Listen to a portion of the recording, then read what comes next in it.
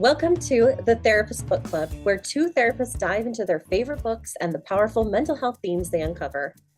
Whether you're here for literary inspiration, therapeutic tools, or just some lighthearted conversation, you've found the right place.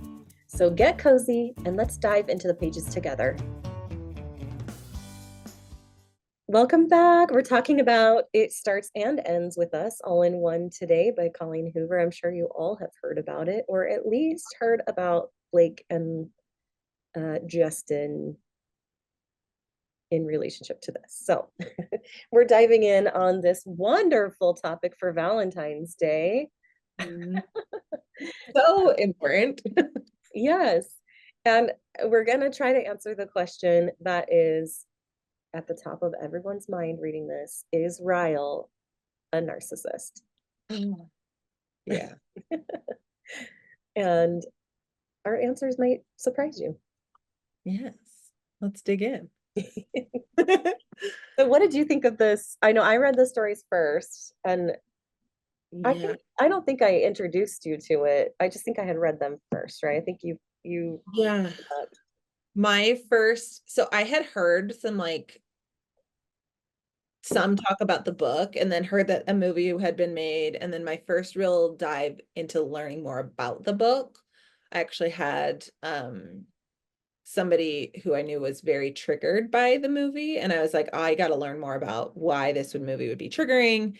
And their trigger had nothing to really do with like the interpersonal violence necessarily between Lily and Ryle, but it just led me into exploring more. And then I was like, I got to read this book. So yeah, I recently finished reading the book. And so I would say with most of Colleen Hoover's stories, there is some trigger warning or content warning. This one is IPV, intimate partner violence. There is some homelessness and abuse of children, minors, teens, whatever. What else would you say? yeah, I would say when I first jumped into this book, I kind of I had a unique perspective on Ryle, and like I knew what he was doing, and I would label that as abuse, definitely. But also had some uh, compassion for him just based on his experiences as a child. And it felt a little bit more murky than just an abuser perpetrating on somebody. So I don't know, maybe we can get into that down the road in this conversation, but I found myself thinking that this isn't like a clear cut abuse situation to me. Like, yes, he needed help and he was abusive, but I don't know. Well, tell me your initial thoughts when you started reading. Yeah, I mean, I thought it was a good book, and actually, I do recommend it to people from time to time. Um, at the beginning of It Starts With Us, um, she does a technique that I sometimes recommend to clients. She writes down a list of reasons why she has left the relationship, and she keeps that with her. Um, I think so. Being in the writing world, I understand that things have to be cut for time, right? And they have to fit within a book. And we're condensing people's every day, every second of their life, these stories into a story. And so for me, I'm like, it wasn't true to exactly how I see people um, experience IPV in their relationship and how they end their relationship. I think this is a unique story, and I think it was dramatized so that we will read it. And so some of that stood out to me. But I do recognize that they have to make it. It's a story. um, I didn't know until recently that it was based off of her parents' marriage, and so I think she did a pretty good job keeping it like true to how someone might experience that. Um, And that makes a lot of sense. Like if she was writing the story in the lens of like her own parents' experience. She might not have seen all the in-between moments that Mm, weren't put in the book. Might not have seen all of the manipulation possibly that could have been going on in between these big explosive moments yeah. from her perspective as the child. Because that's, I mean, that's the thing about people ask the question all the time, why does she stay? Why do they stay?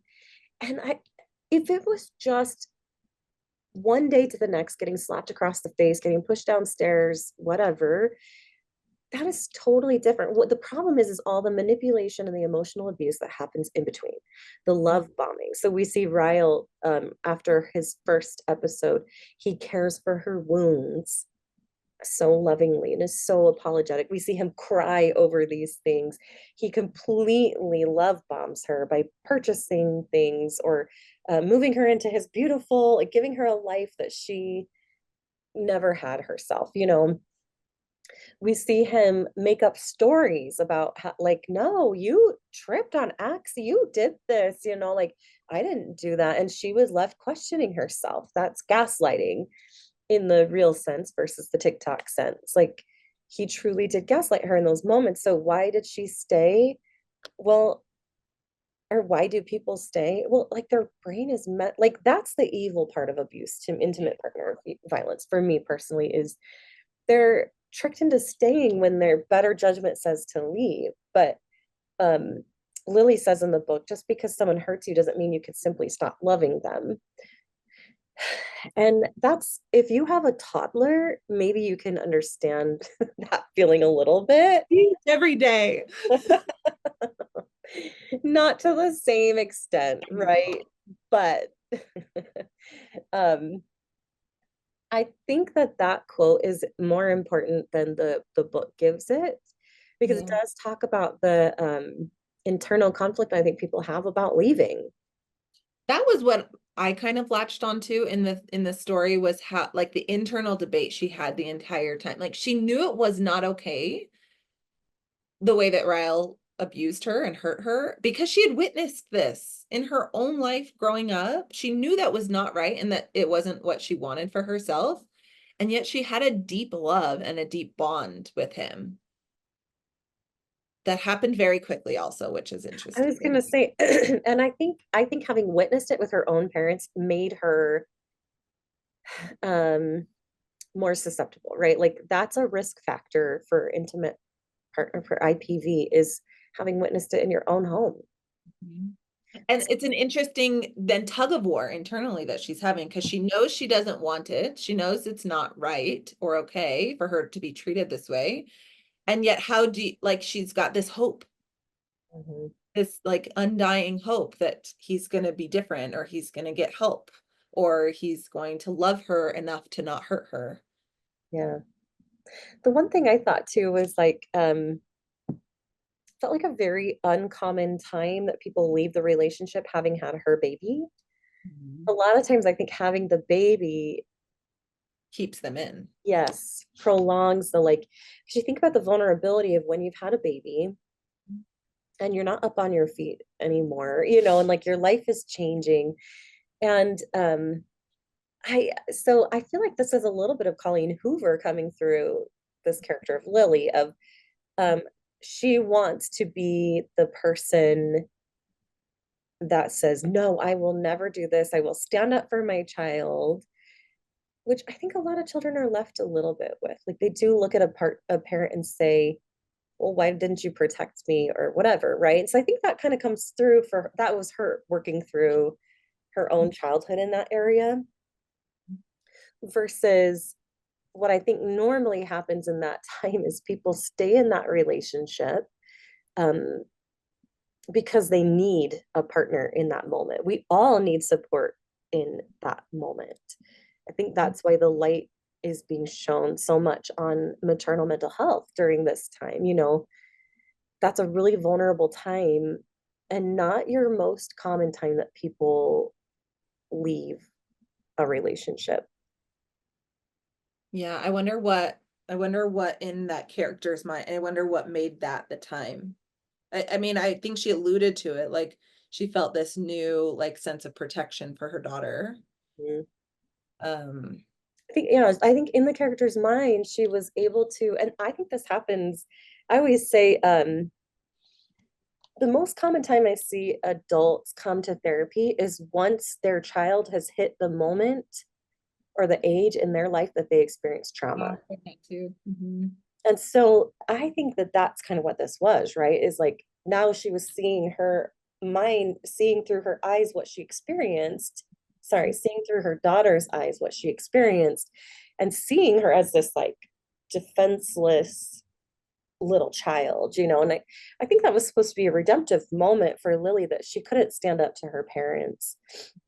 One thing that I think can get really mixed up in there is um when you witness violence between your parents, that doesn't necessarily take away the love that you have for each parent. Yeah. And then I think Lily played that out with Ryle, right? That like she never made sense of the fact that like this man that I love, my father, could be violent towards my mom or me, and I love my mom and she's allowing this to whatever, you know. And so yeah, so she latched on to a person, or maybe had some quote unquote daddy issues, and then was very confused because she's like, somebody abusing me doesn't change that I love them. Have not been abused in that the same way that Lily has. And so for me, I'm like, well, that would change how I feel about somebody. I would stop loving them. But that's Mhm. because I don't have, that's never been messed up for me. Not your context. It's Mhm. not the way your brain was. Right. Like I learned to love caregivers who didn't hit me and throw me downstairs, Right. and who didn't do that to each other. Mhm. Right. And so I think that's what's confusing for people who have not been in these situations, and why it feels so easy to be like, yeah, it does. It just changes that, you know. Well, I think part of the confusion comes too in the in-between moments when there's not abuse happening, that we Mhm. didn't really get to see as much in the book. Um, that that in and of itself creates confusion because maybe they just had a bad day and they just exploded at me because the rest of the days in the month were okay. And Mhm. so there's like a justification, or maybe no, justification is the wrong word, but like an allowance of like, well, they just had a bad day and they Yeah. didn't mean otherwise. Or they mean it this time. He's so sorry. Look at him crying. He's so sorry. Or I triggered him in some way to cause this to for him Yeah. to look at me. So the one of the biggest critiques I heard about the movie was Blake Lively's clothing. Oh, so I And didn't see the movie, so I don't know. okay, well, so I've seen stills from the movie, and Blake Lively is wearing clothing from her wardrobe, dressed as she would dress herself. And I have a theory on why I think that's a problem. When we hear about Lily, she sounds very plain Yeah, and just your average girl. yeah. Not unattractive, not boring, but just plain and normal, you know. And then we hear about Ryle, like when she meets him on the rooftop, right? And he's a neurosurgeon resident, and he's beautiful and gorgeous and so well put together. And here's the thing is I think that by her dressing more as a peer to Ryle, it takes away the power imbalance that helps the story work. The story works with intimate partner violence when there is a power imbalance. Mhm. And that's not necessarily what you dress like, but sometimes it's socioeconomic. Yeah. Mhm. Sometimes it is created by the perpetrator, you know, where they will alienate you from friends and family and peer. So you are like the abuser is all that they have in their life. But for abuse to happen, there has to be a power imbalance. Mhm. And that was definitely set up in the beginning when we learned about Lily, and she was just very normal, like a very straightforward, normal kind of gal. And Ryle was this hunk, this I can't believe he said hunk. That's such an old word.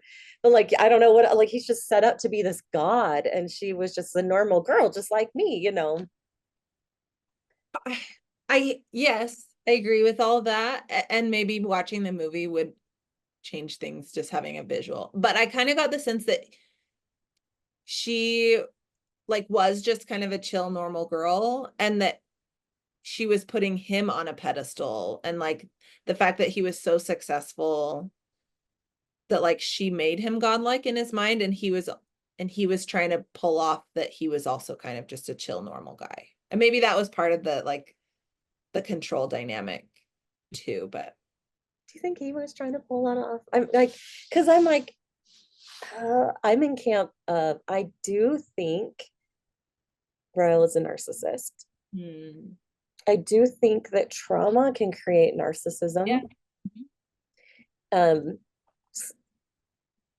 and yeah, I'm like, when I worked in domestic violence treatment, the one of the most common things I saw was narcissism in our abusers, more than any other diagnosis. Um, yeah, because we often would call it an antisocial behavior or something Yeah. like that. But Mhm. in rehab, I saw a lot of antisocial personalities.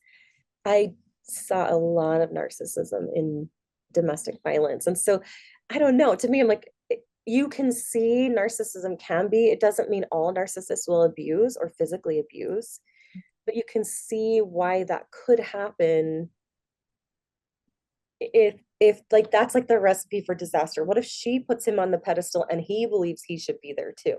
Right. They're both elevating him and she's just, and you saw that like her needs didn't really matter. He was often like talking down to her or um I when reading the book, I didn't get the sense that he was trying to control her most of the time, especially in the beginning. And maybe that's that honeymoon phase of like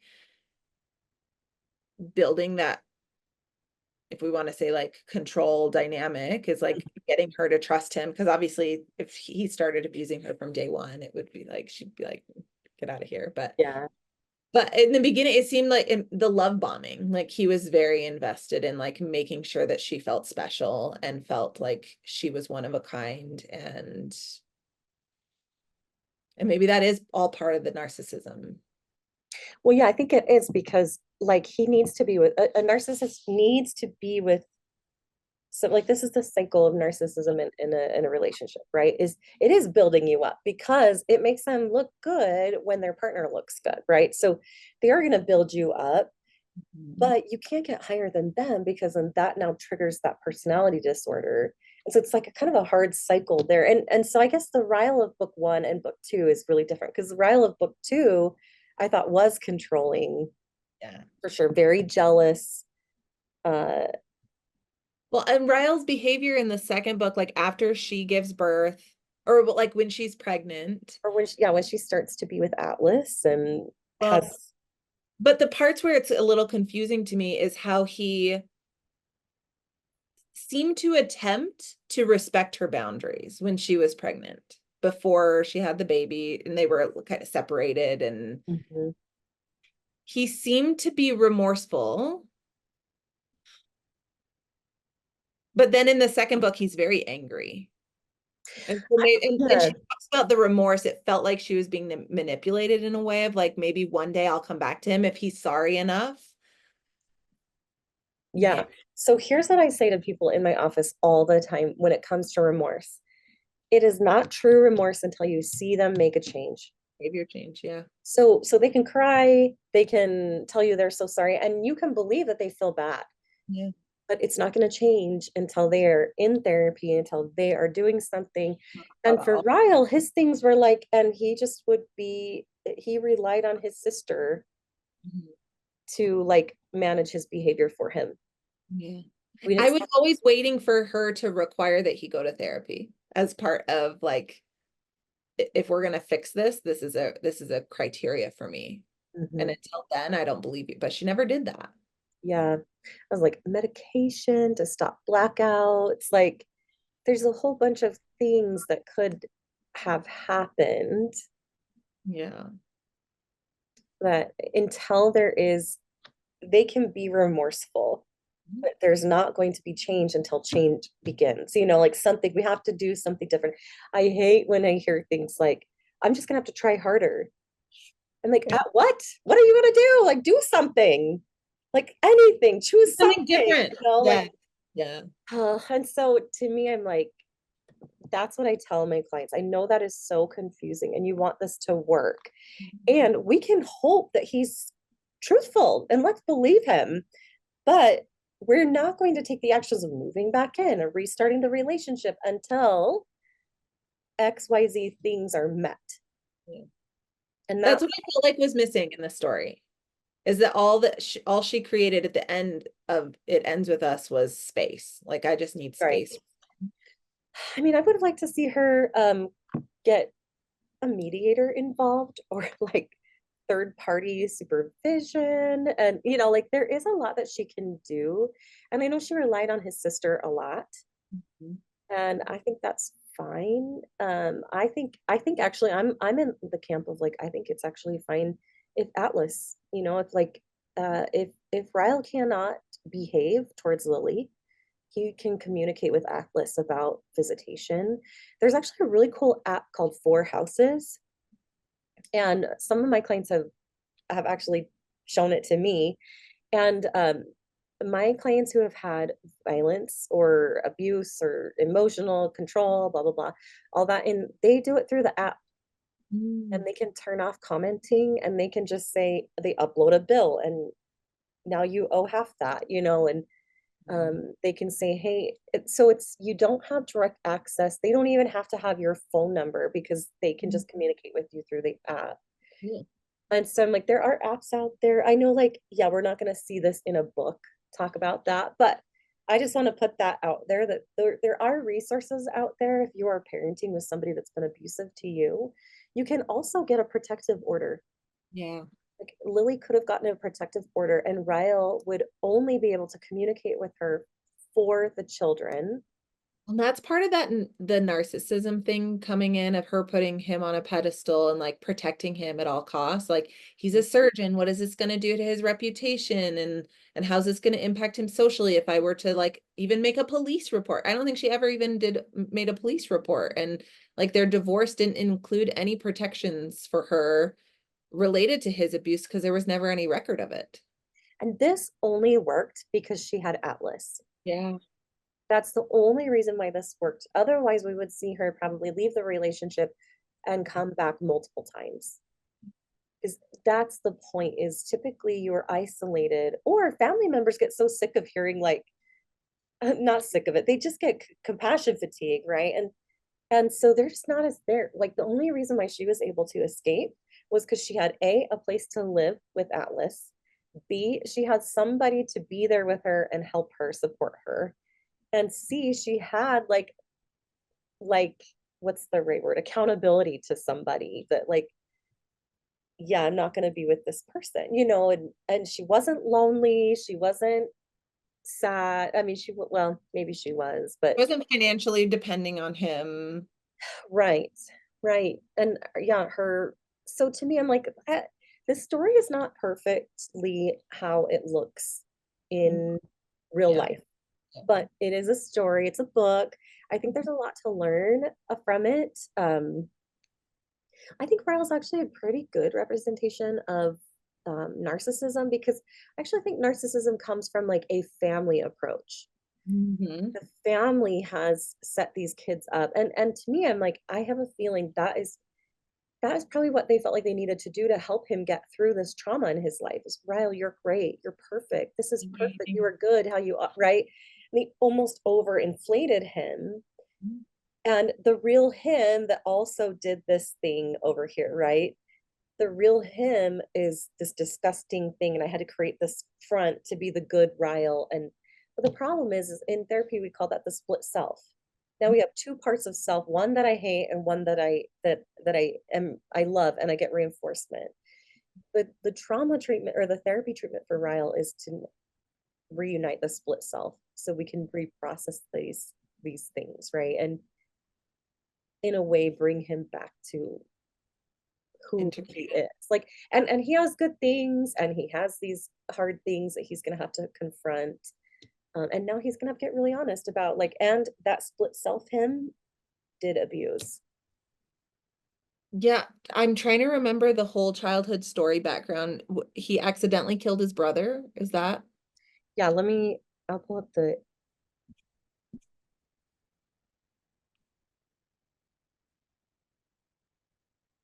Ryle's brother died when Ryle shot him and killed him while they were playing with a gun in their home.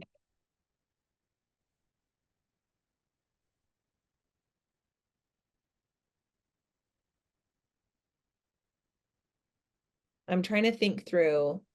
Like they didn't really get into like what happened in his family after that and how that Right. impacted their families. No, This is they all just didn't. guessing, and like that storyline of like maybe they tried to like make him feel better, not let him feel how bad he felt about it, and so they raised him up, and like this other part kind of became like the exiled, like disgusting bad part. But what if it was also just like shoved under the rug and like it was never even acknowledged, like nothing was ever acknowledged, and this like self-blame set in that I'm a horrible person. Yeah. The only reason why I would say these are pretend people, right? But the sister is so all about covering for like, Ryle did, he had a tough childhood and we just love him. And, like she really had that approach of like he's this fragile child. And I think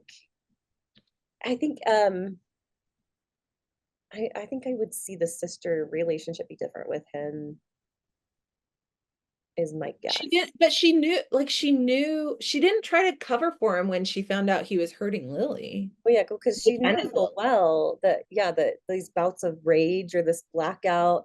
And I think the family sugarcoated things, right? It's like, oh, it's because of this trauma. And it probably was. Yeah. But Yeah. also we can heal trauma. Yeah. And I wonder if to me that feels like a bigger component of Ryle's story is that nothing was ever acknowledged or healed in his childhood. Whether or not he was then like overly doted on because of this horrible accident or because it was just completely ignored and he had this big ugly part of him that he felt so guilty and shamed. I don't know, like we won't know, but I could see it going both directions. But I'm tending to lean more in the camp of like there's this big, ugly, scary thing that happened to him, and he has to cover that up at all costs and be the perfect person. But then the ugliness explodes out of him at the expense of other people. Yeah. And I just want to make it clear that Tiana and I are not saying that people who've experienced trauma are abusers. No, no, no, no, no. And and but can people who abuse have experienced trauma? Yeah. Almost always, probably. Mhm, mhm. Yeah, I would say there's always been either like a severely mentally ill component to it or trauma in my Yeah. experience. Mhm. Maybe substance if I added a third in.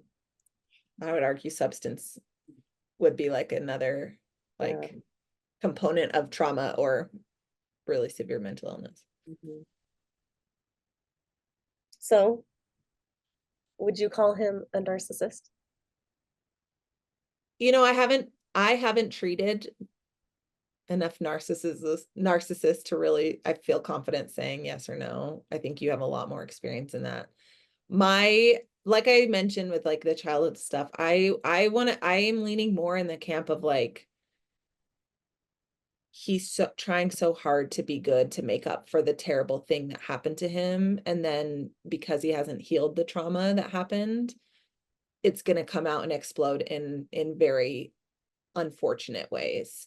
Mhm. um So that's kind of where I'm leaning more. Like I know that narcissism can be an outcome of trauma and the way that you're raised, but I think I'm leaning more in the camp of this is a maybe more clean trauma reaction Yeah. than like adding in narcissism. I don't know.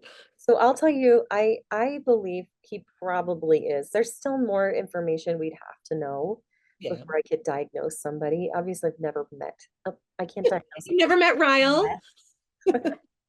But I think his lacking empathy definitely has lots of like a big response to the jealousy of Atlas, even when she's just telling stories from their childhood. Um, he has displays of arrogance, and we could make an argument for delusions of grandeur for Yeah. him, particularly I would say in the beginning. Mhm. Um, so also the reaction, um, the the like betrayal reaction that he always feels from Lily could be seen as like a narcissistic injury, even though the betrayal, quote unquote, caused by Lily was due to his behaviors. Yeah. So to me, I'm like, there's enough data to say maybe probably, or there's enough data. If somebody came in and told me their story like this, I would be watching for more signs to confirm or deny. We call it a rule out in Yeah. therapy Yeah. world. I'd be wanting to rule in or out, and it only really matters because um it oh yeah, it only really matters as like a measurement tool. Like if I was doing EMDR with Ryle about the loss of his brother, um, I would be measuring if the need for the grandiose behavior or the need for what are the narcissistic injuries or whatever, I'd be measuring if those things are reducing over time. Because he wouldn't feel the need to use those as coping Right, strategies. yeah, because with EMDR, right, we're reprocessing from the negative cognition or belief that we gained from that worldview change or from that injury, that trauma, into a more positive or neutral cognition. And so when we reduce the I'm disgusting, I'm terrible, and so I inflate my ego or whatever, um, when we reduce that need, we also reduce the need for that behavior. That's the goal, anyway. Yeah. Yeah. So if Lily was your client, would it matter if Lyle was truly narcissistic? I believe it does for future relationships. I think that for her to recognize and understand, it helps her to avoid patterns. And like we said, people who have experienced domestic violence in their homes as children are more statistically more likely to have domestic violence present in their relationships because some of the behaviors and the lead ups become um, like desensitized. Yeah. And so we want her to be sensitized to that stuff. So I Yeah. think information and psychoeducation on that is important. Vilifying Ryle and being like, well, he's just a narcissist. I don't think that's helpful. Mhm. But pointing out episodes of gaslighting so she can recognize it and like it becomes the PTG, the post traumatic growth from this relationship. So the more information that you have, unfortunately, this is now part of your worldview, but let's use that worldview to make us smarter Yeah. in the next relationships. Not And she can smarter, kind maybe of, more eyes if open. she can kind of learn how to predict how he might respond if he had this diagnosis to her actions, then she can have a plan for Yeah, how she would navigate it rather than getting like sucked back into to everything. That makes sense. yeah. So how do you rate these books? Where are these? Would you recommend people read them? With a warning. Mhm. I would say I think I put five, maybe 4 stars on my Goodreads for both of them. Um, I think I like Colleen Hoover's writing. I think she writes in a very like um I just like her style of writing, I guess. So I would recommend it on that in that realm. And I think it's a good way to get into the perspective of somebody that you might not interact with on a daily basis and to better understand people's experiences. I liked the book. I mean, I'm saying, would we recommend? I think everyone's read the books. Maybe not, but I think by now a lot of people have. I think it's some of her better. I think Verity and these two books are some of her the best books I've read of hers. Um, yeah, I mean, I think you can still glean some information. Like, if you're a survivor of IPV in your relationship, you might feel a little seen by this, and you might also feel a little triggered by it. Might work. both ways. I thought it was interesting. I think it's really eye-opening. I think it's great to read. If you've ever wondered why people don't just leave relationships, or if you've had a family member in your life who has experienced domestic violence or IPV in their life and you didn't understand, this is a great book to read, to understand. Yeah. We didn't talk a lot about It Starts With Us, the second book, but I felt like it was like a happy and a happily ever after ending. And you mentioned a little bit earlier of like part of the reason she was able to stay away is because of her relationship with Atlas and the stability that brought. And that's why I felt like it was like tying a pretty little bow on the story and like wrapping it up and saying, look, everybody ends up okay in the end. But so that might be a little bit annoying to somebody reading it to say like, this isn't how life actually turns out for a lot Yeah, of us. a And little shame maybe there. yeah, Like, if it didn't work that way for you, that's Mhm. because it doesn't usually. Yeah. Usually it is. Leaving is not easy. Leaving, if especially if you've been relying on that person for like financially, and if you don't have if you don't have a career or something that would allow you to just go get another home with your children and provide a life for you, you know, somebody that's controlling is not going to say, oh, you're right, this isn't working out. I'm going to help you go get another house and I'll pay some of your bills. So they're going to control you through that and through that, you know, and some that is more common. It's more common that you leave a marriage and you don't have resources. Yeah. Sorry, not leave a marriage. You leave an IPV marriage, right? And not have the resources. I will say I loved the love story between Lily and Atlas. So I mean, Atlas is lovable I know. for sure. Yep, Atlas is lovable. I loved their love story. That's why I want them to make a second movie so that I can see their love story. Them continue. Yes, but I don't know that that's likely. Whew, I don't know if that's likely either anymore. How would you do that? Just recast? No, if you can't have the same cast, don't do it. That's dumb. But here's the thing too, couldn't they, would it still work if they hated each other? Yes, that's what I was thinking. Like, Yeah, if Blake Lively and whatever his name is actually hate each other in real life, that would be great movie. the problem I think is liability. Would you sign on knowing that somebody's brought a $400 million lawsuit against you? Would you open yourself up to that liability of like, if he gets mad at me again, or if she gets mad at me again, I'm gonna have to do a whole other lawsuit? Yeah. I'm not saying it would be good for them to do, but I want to see the I know, movie. I was like, I think it's possible. Like they could really hate each other. I think you could do some things like that. I don't think they would sign on. No. But yeah, it would be I so want to, lovely to see. I wonder if there is a way. they would need like a third party, like mediator in Well, all of to it. me, I'm like, you can't rewrite the book, you know, and just be like, we're just going to focus on Atlas, her and Atlas, because we all would know, like, okay, because these two people couldn't get along. Now we're doing, yeah. Like, I don't know. I don't know how they could. I think they're idiots also because now they've lost their chance at like a second. I know. Anyway, So much money. maybe they don't need money like that. Well, they definitely don't need money like that. Well, someone's gonna, because somebody, somebody's gonna owe somebody some money. So It's true. anyway, All right. Well,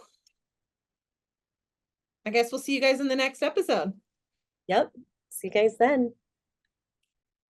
Thanks for joining us on the Therapist Book Club. We hope today's conversation inspired you to explore new stories and perspectives. Don't forget to follow us for more episodes, share your favorite books with us, and join the conversation on how books and mental health connect on our social media channels. Until next time, keep reading, keep growing, and remember, your story matters.